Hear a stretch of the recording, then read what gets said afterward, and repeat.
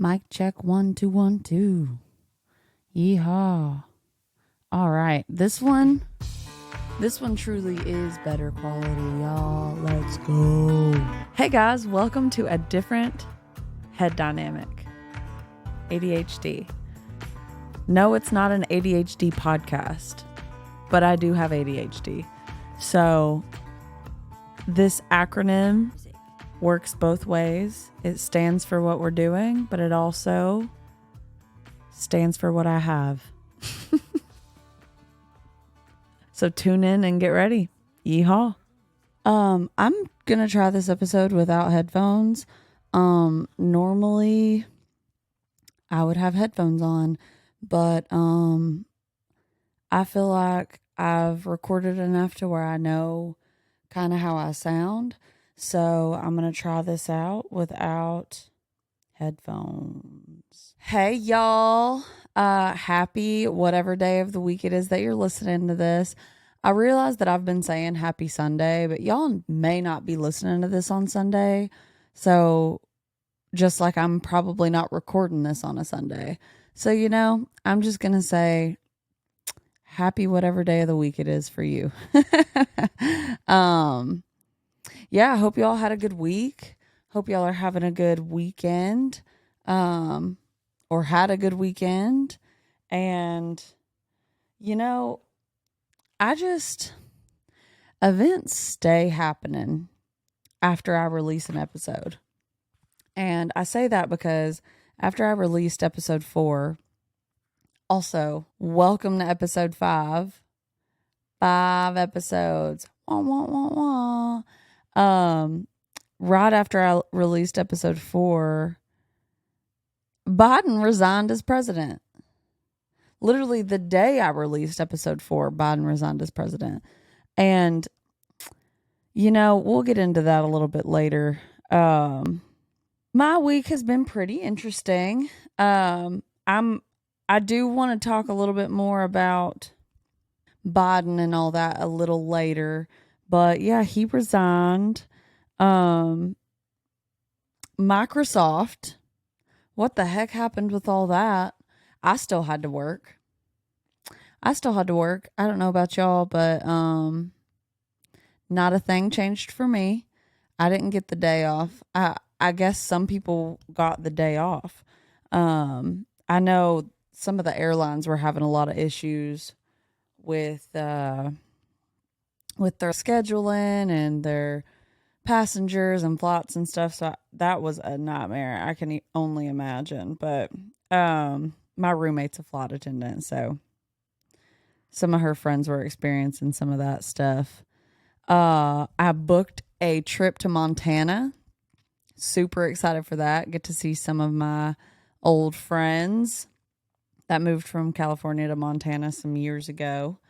I've been doing morning walks more consistently now. I wouldn't call them hot girl walks necessarily, but I have been walking more. I've been trying to do 2 miles in the morning with my dogs. We're having some sort of heat wave over this direction. And,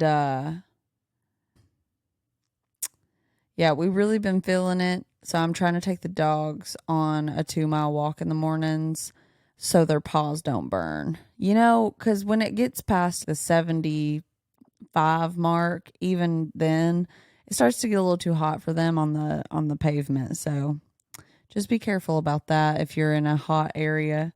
Also, episode 4, I sung quite a bit in episode 4, and that song that I sang at the beginning, the excuse me, we don't have to do it again. You look like you love me. That's not Megan Maroney. I said, love you, Megan Maroney. It's not Megan Maroney. It's Ella Langley with Riley Green. So I don't know why I thought it was Megan Maroney, but I just wanted to correct myself on that. And another thing is I watched Deadpool 3, Deadpool Wolverine. If you haven't seen it, go watch it. I mean, that movie is so good, and I'm not going to spoil it. I'm not going to spoil it one bit, but go see it. We watched it last night. Well, right now it's Saturday for me, so we watched it Friday night. Go watch it. It is so freaking good. It's so freaking good. Okay.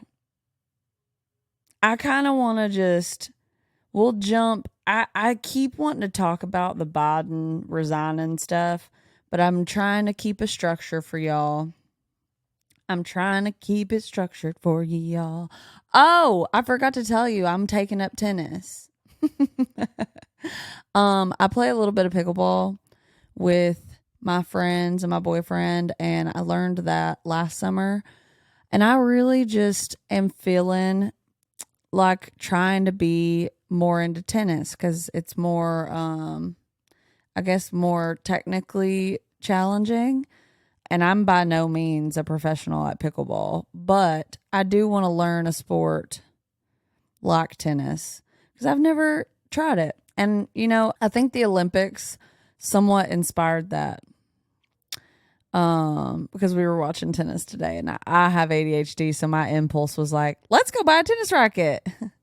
But luckily Chris had an extra tennis racket. We just had to go get it restrung. So we're gonna be pickleball and tennis people. But we didn't end up playing tennis today because we got distracted by we went and got it strung at the like the golf or not golf, the tennis and pickleball club place out here. And so we got stuck. We were watching some pickleball games while it was being strung. And then we had to go to Dick's to get tennis balls. And then we ended up shopping a little bit. So by the time we got back, it was like 4:30. We watched a little more Olympics. And then, yeah, we just lost track of time. So that's for another time. Maybe tomorrow. Maybe we'll play some tennis tomorrow. But yeah. Y'all let me know if you have any tips for me. I gotta take off that ring. It's hurting my thumb. I really need to just set up an arm that comes this way. Speaking of, I'm doing visuals with my arm. So I was about to say, if you're not watching this, I just did a visual with my arm. But the quality this time, third time's a charm, right? I started trying video on episode 3, right? So 3 and 4 were shit quality. 5, I bought a camera. It should at least be 1080 HP. Let's hope for the best. Pretty sure it's going to work. So YouTube should be better quality. I didn't post as many clips from episode 4 as I normally do. I've been so busy this week.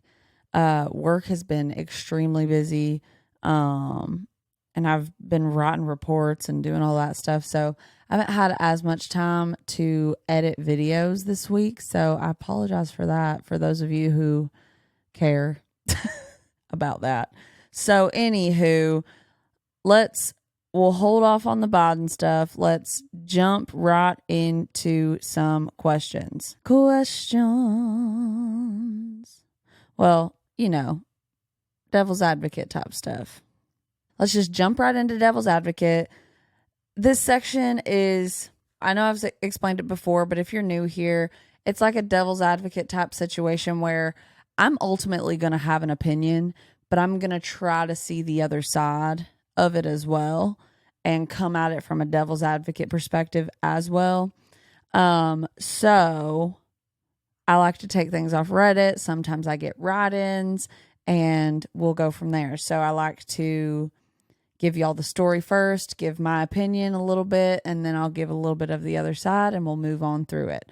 If you ever have anything that you want to write in, you just write it on in on Instagram, or you can email me at ADiHDpodcast@gmail.com. ADHD is spelled like it is above my head. ADiHDy podcast@gmail.com. And everything is kept anonymous. So, anywho, here we go. Sorry, I'm not going to start singing again. Okay, no promises, but still. So this says, my colleague took credit for my idea during a meeting. I hate when that happens. It's not happened to me often, but it has happened to me before. And talk about hackles rising up off your back.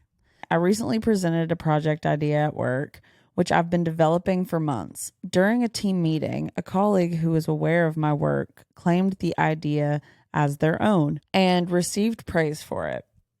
I had shared my idea with them in confidence, and they used it to advance their own position. I'm frustrated and hurt, especially since I've always been supportive of them in the past and have helped them with their projects. No one else in the team, no one else on the team seemed aware of the real origin of the idea until I spoke up. How should I address this situation? Should I confront the colleague directly or bring it up with our manager? I want to resolve this professionally, but also ensure that my contributions are recognized. Okay, this is a tough situation, but at the same time, not really, because you should just say something. I, for one, definitely don't be sharing your ideas with someone that you can't trust. I mean, even like your closest friends. Okay, that's going to sound weird. Not your closest friends, but like people you think are your friend at work. You may not know their true character, and a lot of people will do anything to get a one up. And if your idea is a good idea, they're going to try to steal it. And you should only be telling your goals and ideas to people that you can trust, specifically probably outside of work, and kind of you can brainstorm that way. But yeah, I wouldn't be presenting other people at my work with my idea just from fear of this, and this kind of thing has happened to me before. So what I would do in your situation is I would confront the colleague directly and just be like, that's shitty. And if they try to act like they don't know what's going on, or if they're like, oh, like you weren't going to do anything, so blah, blah, blah, whatever they say, if it isn't, I'm sorry, I'll correct it, you need to go to your boss or to HR or whatever you need to do. I would go to your boss, your manager, and be like, hey, that whole thing was my idea. I was planning on presenting it. I confided in this person and they stole my whole idea. So, yeah, I would definitely tell someone. Now, there's not much of a devil's advocate on this side. This is more of just like a question of not really knowing what to do. But on the other side of what I just said, it can be intimidating to confront people, or people aren't as direct, or they don't like, what am I trying to say? Confrontation. They don't like confrontation. And so it can be difficult for someone who doesn't know how to confront or has anxiety around confrontation. So I just say, you know, if you struggle with confrontation, practice with a friend of what you're going to say and how you're going to say it. Make sure it's in a professional manner, and, you know, get that shit back. Get that idea back, especially if it's going to help you in your position at work, you know?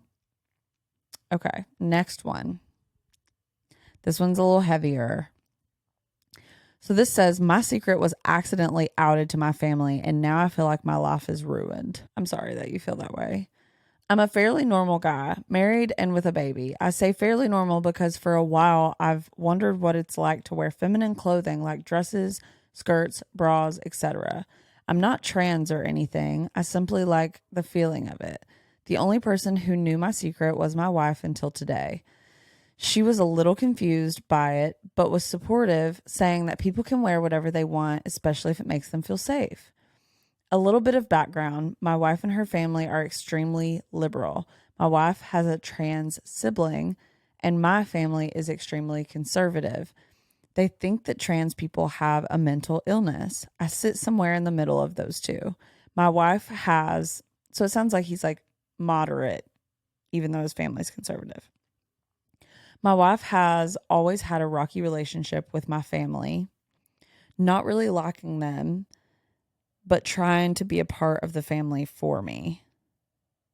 Oh, like she's like trying to be a part of the family for you because she doesn't really like your family. Okay. As I said above, I told my wife about wanting to try wearing a skirt or dress or a bra, and she was supportive. And to be honest, I liked it. Everything is soft. The bra felt like a constant hug. I would casually wear it around the house when me and the wife and baby were having a casual day. And sometimes wear leggings and a bra to bed because, like I said, it feels like a constant hug. We wake up early because the baby likes to be up between 6 and 7 a.m. every morning. My wife grabbed the baby this morning and let me sleep in until a little after 7 as the baby was up at 2 a.m. crying and not feeling well at all. I woke up playing with the baby for a few minutes and went to my office to play some of my video games for a bit before starting my day. My wife brought the baby into the room and sat her down next to me and gave her one of the baby controllers, and she took a picture as it was incredibly cute. She sent the picture to my mom as she wanted to show my mom how cute the baby was. In the picture, I was wearing what I fell asleep in, a bra and some sweatpants. I also did not know that the picture was sent as I was busy playing my game and playing with the baby at the same time. My mom started blowing up my phone, asking me why the fuck I was wearing that and why I would do that to my child. She also implied that I was being a pedophile. What? And that I was harming my child.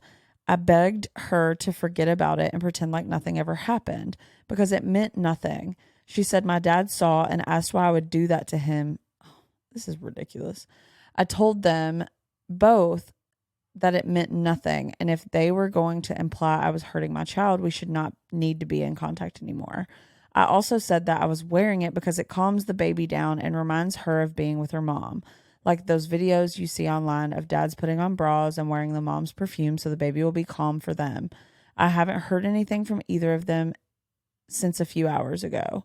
I know my wife meant well. She did not maliciously do this, and she has not stopped crying and apologizing. I'm not mad at her. I'm mad at the situation. And the fact that she could not stop and double check the photo to make sure that the top half of me couldn't be seen. I need advice. I don't know how to move forward. I've already been so incredibly depressed since April. I got let go from my job of 3 years and I have been desperately looking for work, but haven't been able to find anything. I don't know what to do. I have no job. We are living off one income and I cannot provide for my wife and child. My awesome relationship with my family is now ruined and they think I'm a pedo. I really don't know what to do now. Okay. As a person who absolutely does not, I don't want to say hates, but hates pedophiles. I do not think you're a pedophile. That's not pedophilia by wearing a bra and sweatpants. So your parents are absolutely overreacting.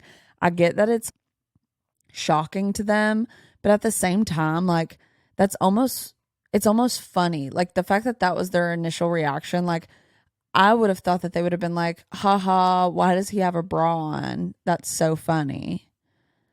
And then you could have been like, it makes the baby feel safe because it reminds her of her mom or whatever. But the fact that their reaction was so outlandish when you're literally just sitting playing video games and your daughter is sitting next to you playing with her toy, like, I'm confused. I don't know why that reaction came from your parents so aggressively. Now, I would say that you might also be internalizing in your head, like overreacting in your head of thinking your life is over because there's nothing wrong with what you're doing. If your wife is supportive and it's not affecting your relationship, then I don't think you're doing anything wrong. People can have their opinions, cool, but it shouldn't matter if you're not doing anything to harm people. And I don't understand their absurd reaction. So I think in your head, you're kind of thinking, oh, I do this because it makes me feel safe and I love it. But what you told your parents is that it helps your baby calm down. And that's how you should see it. Like the fact that they're still overreacting and that's what you told them, they're the problem. Does that make sense? Regardless, though, if you were like, oh, it just makes me feel safe. I like that it's hugging me. I don't know. I just don't see anything wrong with that. If your significant other is okay with that. Me personally, and here's devil's advocate, kind of, just from another perspective, is I don't see that wrong for your situation. I would not personally be okay with my partner doing that because that's not something that would make me feel okay, if that makes sense. And would I shame them for it? No. Would I yell at them? Would I shame them? No. But I would be like, hey, if this is something that makes you feel good and makes you feel safe, then maybe we should reconsider our relationship, and just because I want you to be able to do the things that you want to do and makes you feel safe, also while having my desires met as well. So, it's to each their own. If someone that you care about comes out like that about just wanting to wear the opposite sex clothes, which I mean, women do it all the time. I wear my boyfriend's clothes all the time. I guess if you're a man wanting to wear woman's clothes and it makes you feel safe, if your partner is okay with that, then bada bing, bada boom, And I feel bad because I have an old friend that also is like this, likes to wear women's clothes, but is a straight male. And I feel lucky to have been someone that he felt comfortable confiding in and being able to talk to him in the early stages of that, and never, no shame, nothing. And I would be friends with someone like that. I am friends with someone like that. But me personally, I wouldn't be in a relationship with someone like that. But if you have a partner that's okay with that, there's nothing wrong with that. There's nothing wrong with you. It's just people have their preferences. Just like one person prefers someone with hair and the other person prefers someone who's clean shaven. It's kind of like that. Everyone has their preferences. So it's just, if that's your preference and you have someone who's okay with that preference, I don't understand what the big deal is. So the fact that your parents heard it as, oh, this is something that makes the baby feel safe, and they're calling you a pedophile, can we just please get out of here? Like, what? That's crazy. And I can't see another side of why the parents would call you a pedophile for that. I can see why the parents are upset and shocked, but I don't understand the name calling. That's very extreme. So hopefully they come down from planet dramatic and can see that it's not a big deal. Okay. Moving on. Okay, so here's one. It's kind of like it's the am I the asshole type. So, am I the asshole for criticizing my partner's gift giving? I, 28-year-old female, have been dating my partner, 34-year-old male, for a little over a year. I have a birthday coming up and he asked me what I wanted. I told him I'd rather not just tell him something to get me, but have him pick something from the heart, so to speak. I told him that to me, gift giving is more about thoughtfulness around the person you're giving to. He was frustrated by that and said that I was high maintenance when it came to getting gifts, and cited that I thought it was crass when he gave me a vibrator for Christmas. By comparison, I had given him an ancestry DNA kit after he had seemingly really been excited when I showed him my ancestry results one day. Am I the asshole for calling his Christmas gift crass and not wanting to tell him what to get me as a birthday gift? Okay. So, I understand not wanting to tell people what you want and wanting them to get you something meaningful. However, some people's love languages isn't gift giving and they need the help.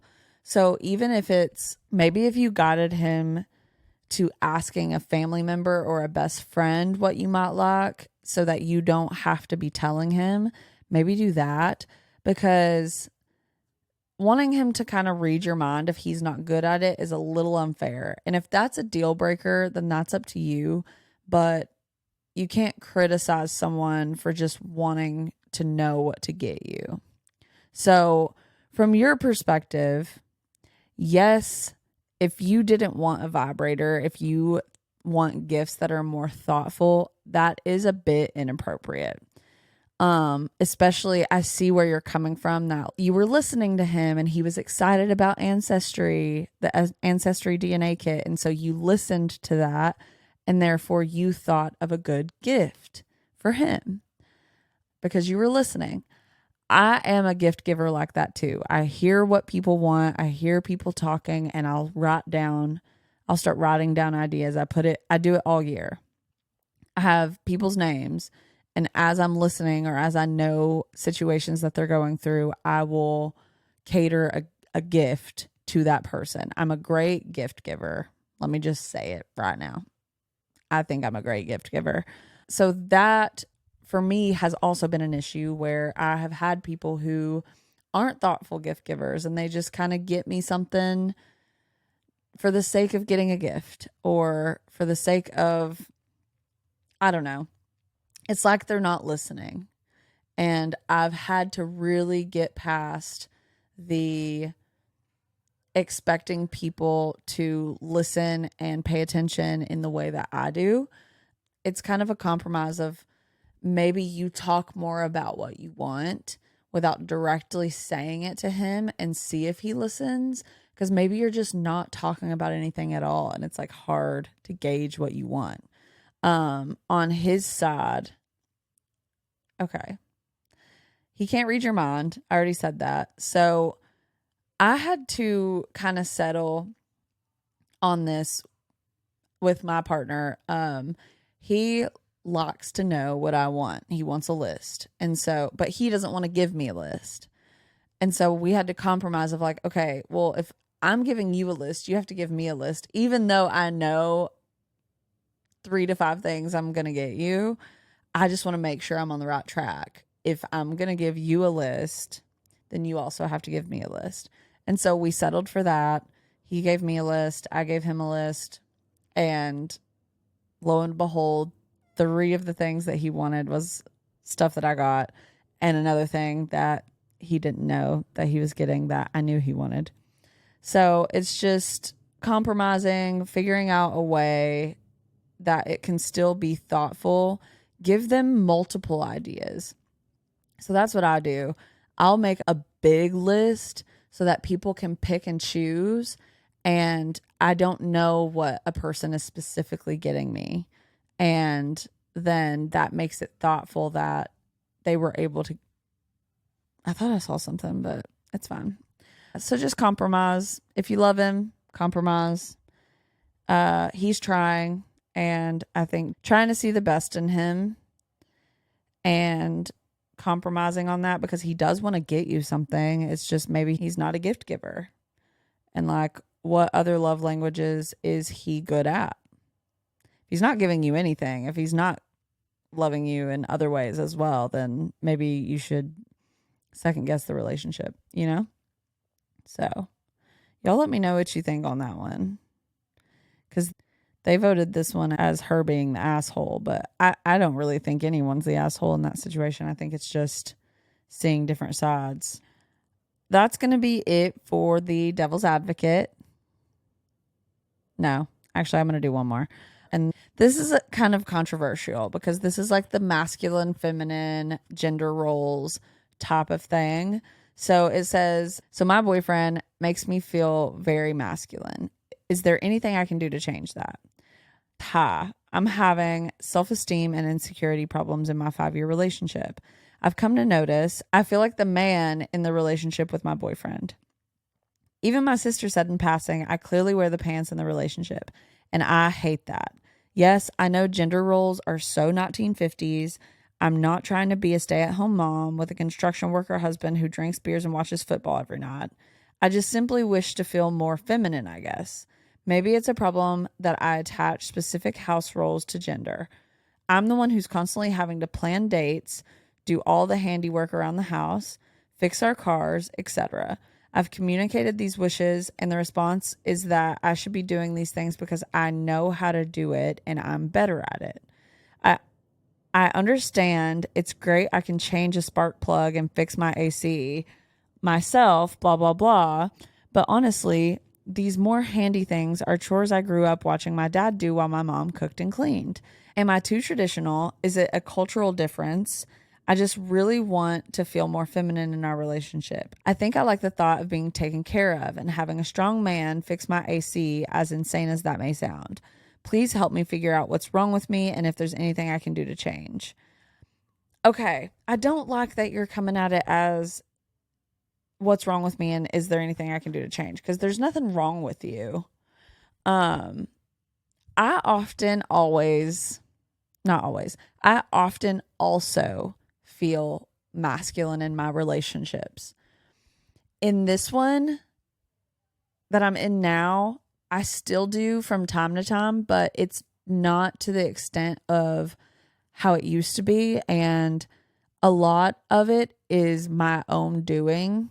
And I'll explain. So it's just like I'm too quick to the punch. I don't know. 1 second. I'll get back to that. So this goes back to like everyone has their preferences. There's nothing wrong with you for wanting that traditional type of gender role relationship. There's nothing wrong with that.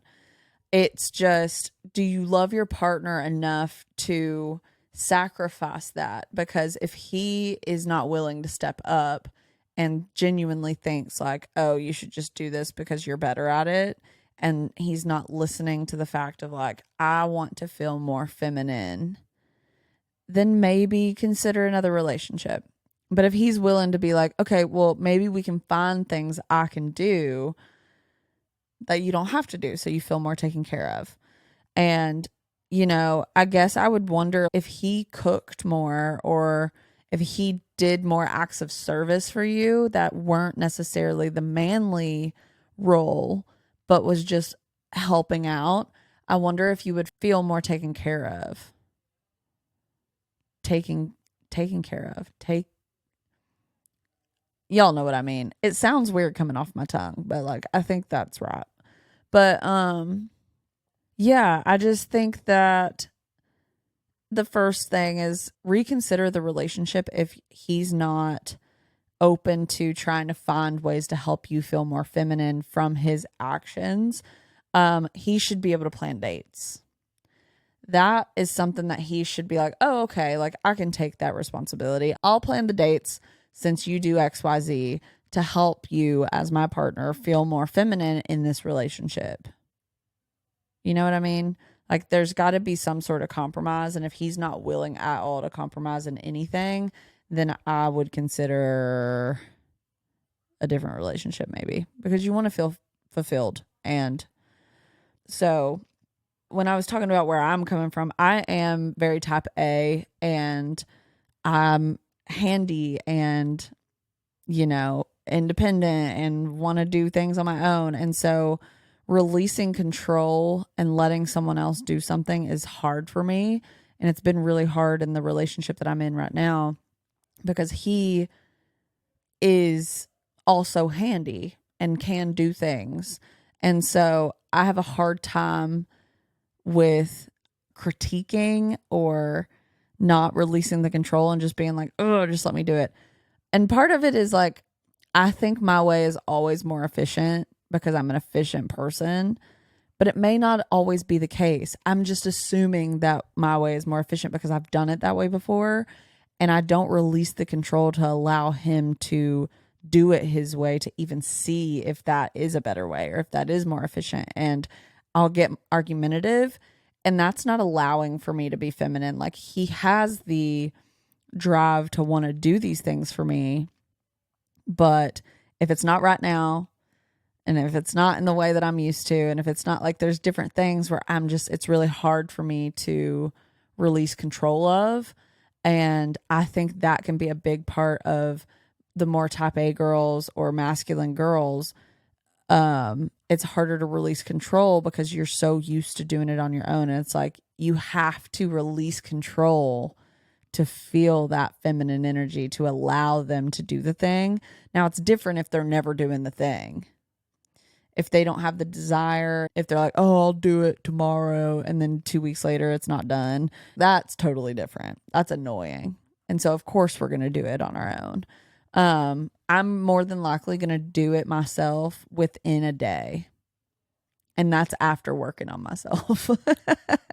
Usually it's like, if it's not done within the hour, I'm doing it. Because I also have ADHD. And with ADHD, which you guys know that, but with ADHD, it's right now or never in my head. So if something's on my mind, I need to do it right now or it's never going to happen. Or so that's how it feels. And so that's a big part of it too, is I get an emotional reaction, and not in like an emotion cry way, like anxious and or like aggravated, because I'm like, if it's not done now, it's never going to be done. But that's not always true. So it's kind of trying to look at it from a different perspective in that sense. But so I guess with this, I don't think you're wrong for wanting those gender roles in your relationship. That's totally fine if that's your preference. My only issue is with people who try to push that on other people. Stay in your lane. Stay in your lane. So if you want that for yourself, that's fine. But don't push that on other people. I have friends, and they have a podcast also. Go check them out. Real Talk with the Rochers. So he stays at home, and he is the stay-at-home dad. She also works from home, but she is the breadwinner, and he is the full-time parent during those hours. And that's their dynamic, and it works. And he's a great dad, and she's a great mom. And they just released their last episode was, the newest episode, I don't know what the title's going to be, but the last episode is about the roles. And it's actually really good. Go give it a listen. But yeah, so it's just some people's switched roles work.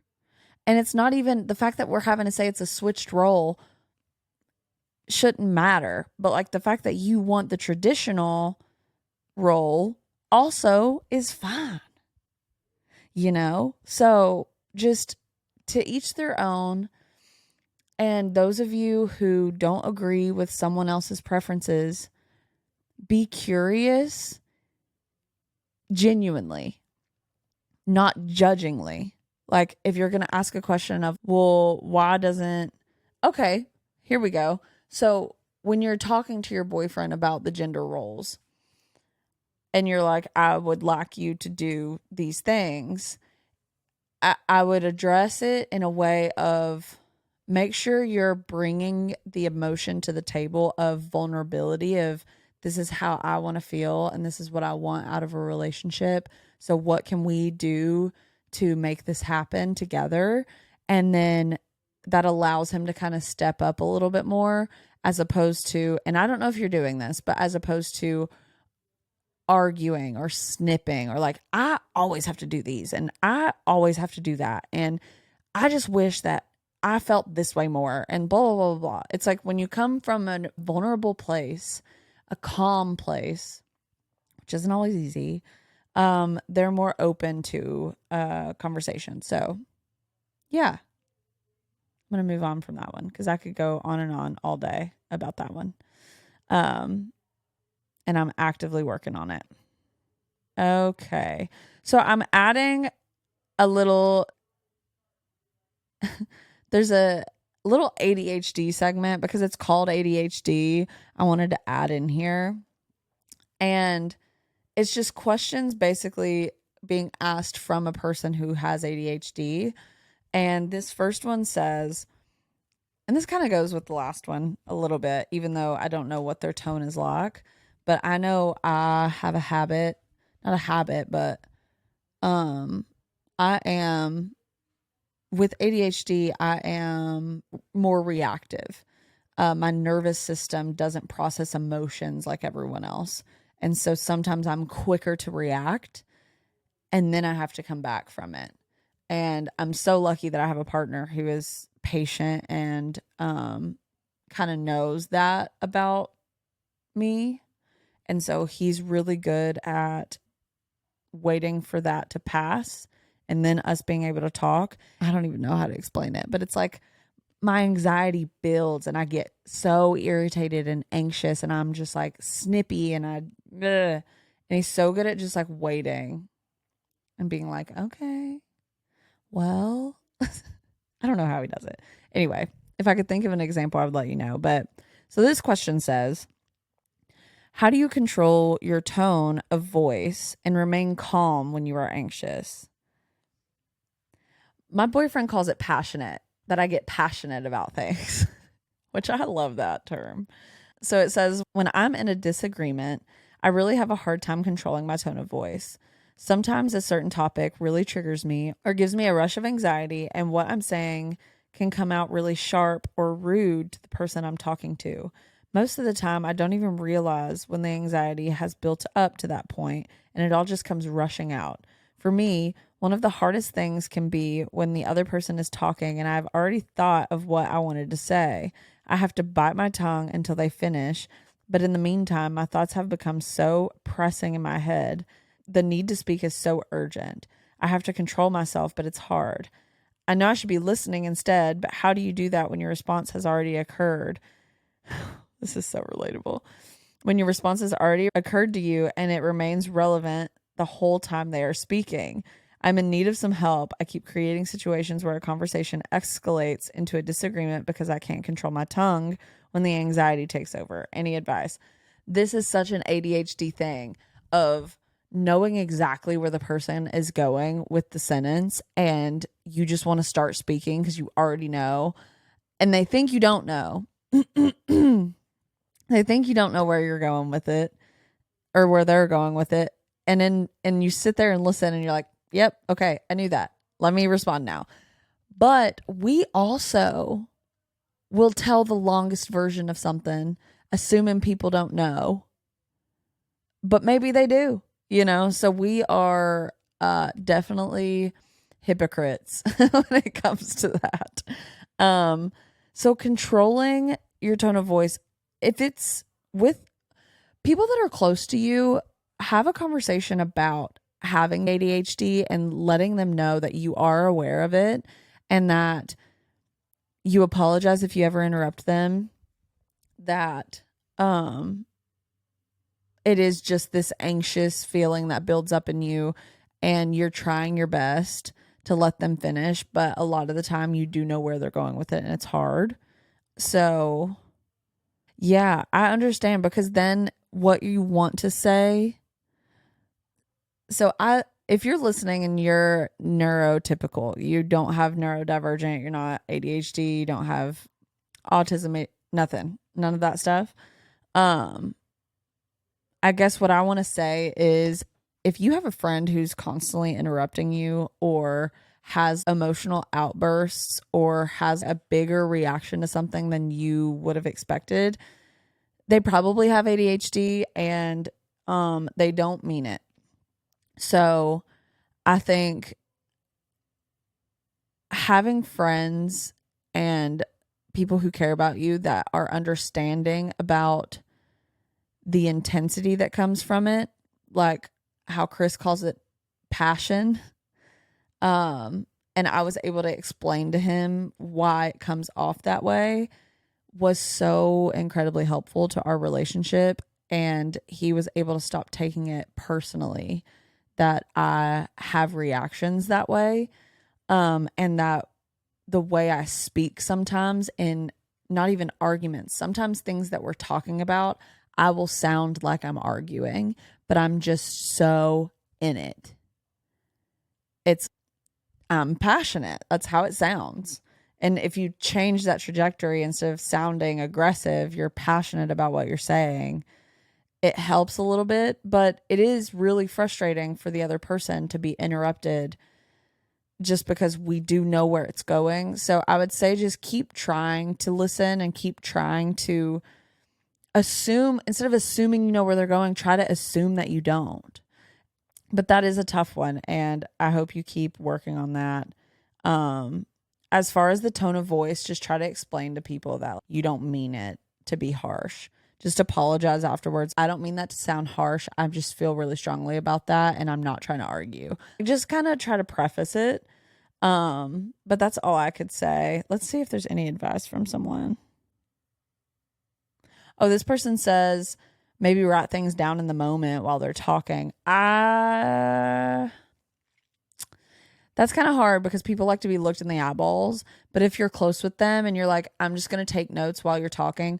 My favorite app ever is Marco Polo, because then I'm not doing the communicating in real time and I can take notes while my friends are talking. And then I'm not interrupting them at all. Even though when they're talking, sometimes I'm like saying things while they're talking, you know, but I'm able to take the notes.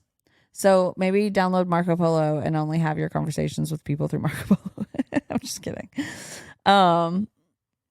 Okay. And then the next one, this one's kind of funny. This is also ADHD related. So this says, can you tell me the times you spent extra money to accommodate your specific ADHD needs that may seem ridiculous to someone else, but you totally do not regret?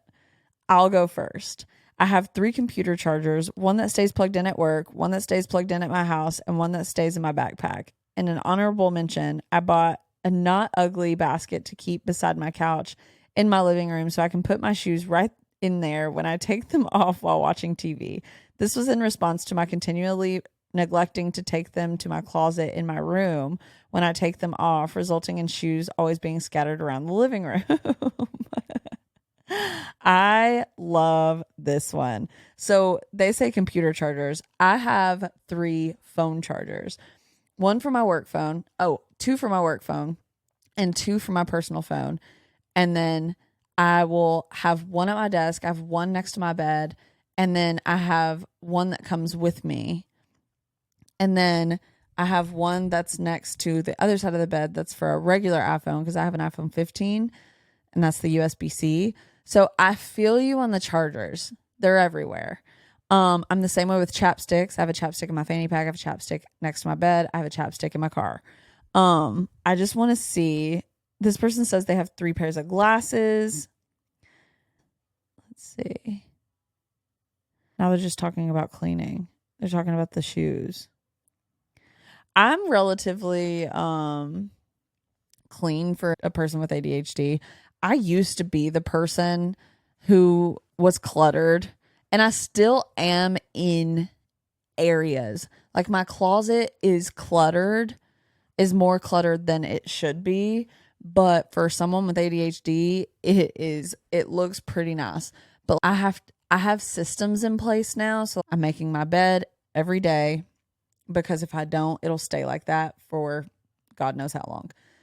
And then I try, every time I take my shoes off, they're either right next to the door, there's this place for them, or I'll take them to my closet. My desk will get cluttered. I'll have to clean that ever so often. My bathroom countertop will get cluttered. I'll have to clean that. I'll have to organize that every now and then. So I understand the clutter. I've just somehow figured out how to be cluttered in moderation and how to quickly get out of it. Laundry is still my biggest feat. It's still a big one. So, okay. Let's move on. Let's move on to some Sunday scary stories. Scary stories. Okay. If you can't see me, sorry. Let me fix my hat. Oh, I got this hat today. It's new. It says Newport Beach upside down and backwards, and then it says California underneath it. I just think it's so cute. I think it's so cute. I think this and my Theo Vaughn hat are my favorite hats so far. And they both have red in them. So I think red is my color this summer. As my nails are red. I need to get my nails redone. I'm sorry, y'all. Okay, so let's move on to the Sunday Scaries. So this happened last night, and I'm still feeling pretty stupid about it. I was half asleep, scrolling through my phone while lying down, the usual bedtime routine. Just one more look at TikTok before drifting off. Well, that was a mistake. I lost grip on the phone and it fell directly onto my face. Specifically, it landed right on my teeth. Oh, my Lord. The impact was enough to chip my right front tooth. Now I've lost a quarter of it, and let me tell you, it does not look pretty. Now, instead of having a relaxing morning, I'm booking an emergency appointment with my dentist. So let this be a warning to all of the night owls out there. Be careful with your phone in bed. You never know when a moment of carelessness can lead to a costly and painful dental mishap. That sucks. We've all done it. Don't say you've not done it. We've all smacked ourselves in the faces with our phones. And sometimes it may not even be at night before you're going to bed. You just have it, like the way you like hold it like this, and then it just drops through your fingers because you held it the wrong way. This guy said, thanks. Now I'll have an irrational fear of my teeth getting damaged while using my phone laying down. Were you using a Nokia? What? I mean, I guess because Nokias were freaking big. Okay, let's see. Oh, this one. Oh, someone sent me this one and it is rough. Okay. So I run these workshops for pregnant women all about tips, nutrition, the works. Today's workshop was going great, and towards the end, a CEO showed up. Naturally, I wanted to network and maybe get some future collabs going. We chatted for a bit, and I was super nervous. I'm having trouble speaking today, y'all. Let me restart that. We chatted for a bit, and I was super nervous. As we talked, I noticed her belly was a bit rounded, and I just assumed she was pregnant. So trying to be all friendly and inclusive, I said, we'd love to have you to join our next workshop for your baby. That moment of silence, if you're not watching, was my face. Oh my, you never, ever assume someone's pregnant. Ever. She gave me this awkward smile and replied, thank you, but I'm not pregnant. Cue instant regret. Cue body issues. Cue body dysmorphia. Cue, oh, this poor woman. I mean, also poor you, because that is a cringy moment. Okay. Cue instant regret. There was this painfully awkward silence, and I tried to change the topic, but it was too late. I walked away feeling like I'd just blown a huge chance. Yeah. Was she the CEO of your company? Is that what the issue is here? It is. Oh, the first comment says, yeah, it is quite a fuck up. Yeah, just apologize. Like, I'm so sorry. I'm nervous. Like, you don't even look pregnant. I just assumed because you came that you might be. Oh my gosh. It's hard to save that, That's cringe. I'm so sorry. But thank you for that, because you made someone else feel better about their Sunday Scaries. So that's nice. Okay, guys. Let's get into the last segment. Well, the segment before the fire safety tip, because y'all know I gotta leave you with that fire safety tip. Conspiracy theories. You mean to say you don't believe in any conspiracy theories? Not one. All right. So the first one is ancient civilizations had more technology than us. And I gotta say, I agree with this one. Because how do you explain pyramids? How do you explain the seven wonders? How do you explain, I mean, we can just end at the pyramids. How do you explain that? And how do you explain things like lining up with the cosmos? Like there's stars that line up perfectly with the pyramids on certain days or whatever. Look into it, y'all. Do some deep dives. Get down the rabbit hole. Get deep down in that rabbit hole. Look it up. Look up the conspiracy theory about the ancient civilizations having more developed technology and then it ended up going away. Something caused something to happen to where we have to rebuild and now we're getting back up to a point. You know? Check that one out. Y'all let me know what you think about that one. Ancient civilizations. Because I believe it. All right. We're back to the Biden stuff. How many of y'all think Biden's dead? How many of y'all, why haven't we seen that man? Where is he? Why did he resign via PDF document?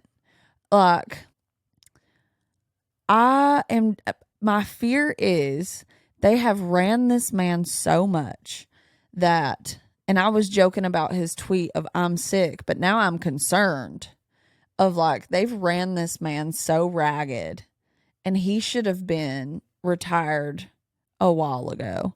And it's like, did he die?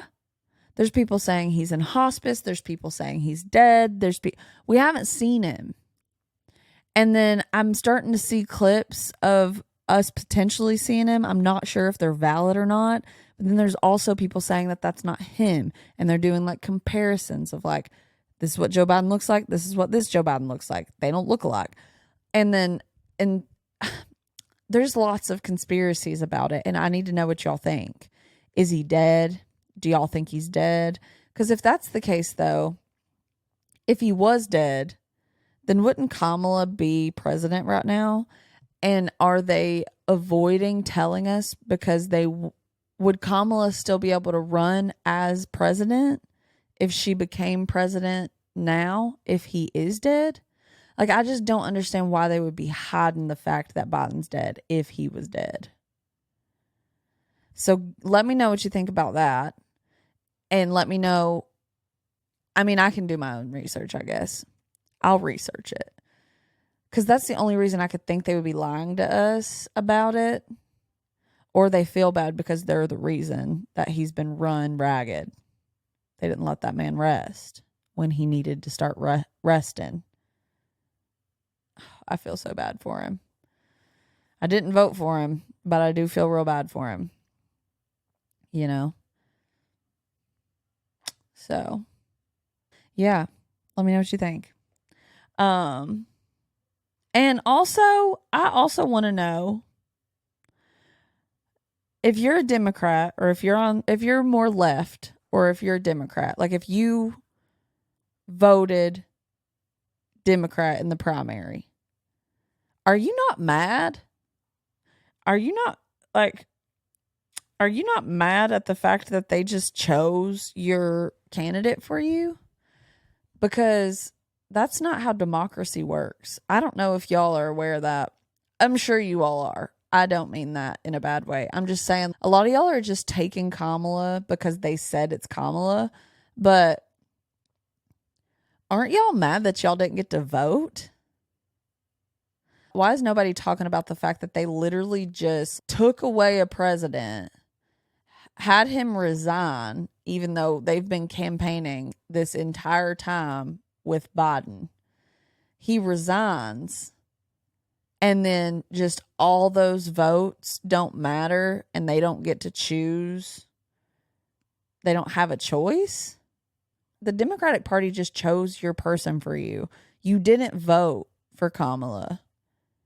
You voted for Joe Biden in the primary. So it's like, or maybe you didn't. But either way, it's like, I think they should have had another primary election, had a few candidates, and did it again. Are y'all not mad about that? I'm just confused. Like, if Donald Trump resigned and they told me that his vice president was going to be running, I'd be like, hold the phone. Hold the daggone phone.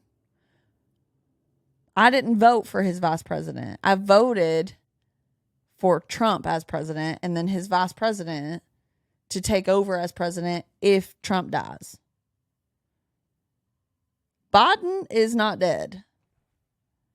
So they say. But either way, like, that doesn't put her on the seat as the November candidate. You know what I mean? So I would want to vote. Like, I would want them to give me a few people to vote in the primary and then vote. You know what I mean? I want Robert Kennedy Jr. I want Robert F. Kennedy Jr. He could just take the Democratic spot. Or, you know, if we wanted to try again, you know, I'm just worried. And I've said this before and I'll say it again. I'm just worried. I just think that if we could just all come together. But, okay, there are rumors, and let me know if y'all have heard this. There's rumors that RFK, there's some sort of like scandalous voicemail going on that apparently he's in cahoots with Trump or something, which that doesn't, I'm more right than I am left, but I don't like secrecy and I don't like, and that's politics. So maybe I just don't like politics, but I've heard that apparently he's under the radar been in cahoots with Trump saying like, oh, if I win, you've got a seat at my table or whatever. But I think publicly he's saying he doesn't support Trump. So I don't like that. I don't like that it's, you know, back and forth, almost two-faced-ish. I wouldn't have a problem with it if he was publicly like, yeah, if I win, I like some of the stuff that Trump stands for. Not all of it, but some of it. And sure, I'd have him on my table or whatever the frick it is. If it was straightforward, I wouldn't have a problem with it. But if there's some sneakiness going on, that just makes me sad. Makes me not want to vote for anyone. But I'm going to vote. But I'm going to vote. So, y'all get out there and vote. Regardless who you're voting for, get out there and vote. Because that's our right that they took away from you as a Democrat. So, they took that right from you. And that makes me angry for you. I don't know why more people aren't mad. I don't know why people aren't more mad about that. But, not my party, not my problem, I guess. All right, well, and then with that little nice conspiracy theory, thank you guys. There was such a response to the maps conspiracy theory.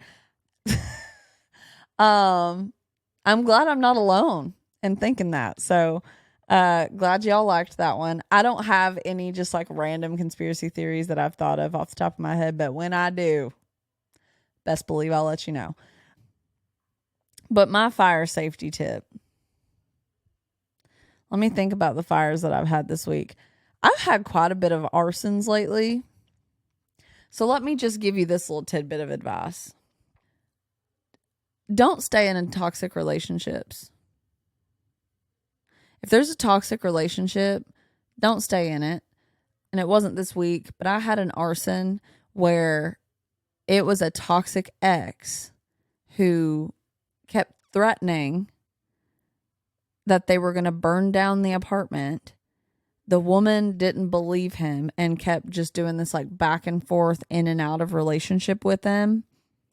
And lo and behold, after I don't know how many breakups there were, I didn't get that specific, but he came and he kicked in that door and he burned that place down. Crazy exes are capable of anything. And if you don't think it's going to happen to you, it can.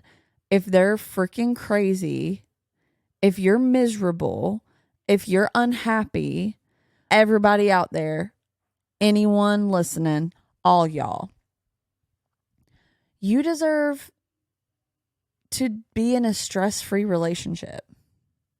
There's a difference between communicating and compromising and constant stress and conflict. And I didn't learn that until my later 20s. And I just need y'all to know that it's not love if it's constant tears and if it's constant fight. That's not love. You're not fighting for love. That's not how that works. Fighting for love is having a civilized conversation with each other about something that hurt one's feelings while the other one hears them out, and then they come to a compromise of how to fix that and it not happen again. And I'm so grateful to finally experience that because I have been in one too many toxic relationships. And so, yeah, don't stay in your toxic relationships because they could result in arson. And that's what I'm going to leave you with. Oh, man. So thank you guys for listening. That concludes episode 5. I'm so excited to be doing this still. If you can hit the follow button, subscribe on YouTube. I've gotten more subscribers. Thank you all who are subscribing. You are watching. Leave some comments, like the videos. The more you interact, the better it is for me. So thank you. Share this with a friend that you think might think it's entertaining and people who need a little laugh in their week. I release a new episode every Sunday, but regardless of what day you're listening to this, I hope you have a great day. I hope you have a great night. I hope you have a great week. Slay the day, y'all. I don't want to say that. I don't want that to be. Oh, I have a tattoo. Should I give like a weekly quote? Maybe not, but this week I'm going to say, because my tattoo says it, the broken are the more evolved. So if you're going through some shit and you feel like you're getting broken down, the broken are the more evolved. You can come up from it and become a greater person than you ever thought possible. And I just want y'all to know that.